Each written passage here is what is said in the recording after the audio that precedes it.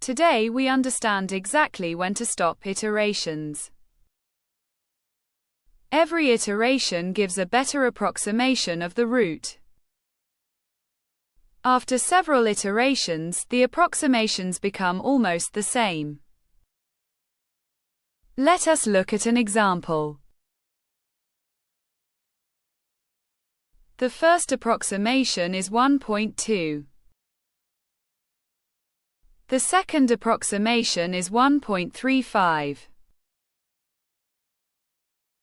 The third approximation is 1.41. The fourth approximation is 1.414.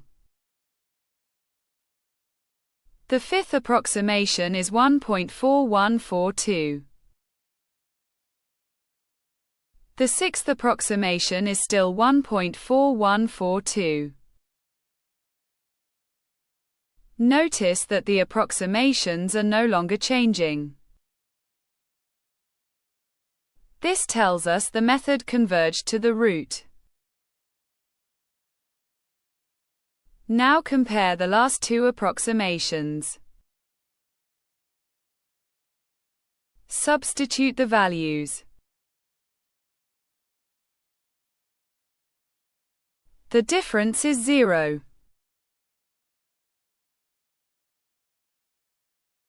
Since the difference is extremely small, we stop iterating. Therefore, the approximate root is 1.4142. We can also verify by substituting the approximation into the function. Remember, a root is a value that makes the function equal 0. We stop iterations when the approximations stabilize. We may also stop when the function value becomes approximately 0.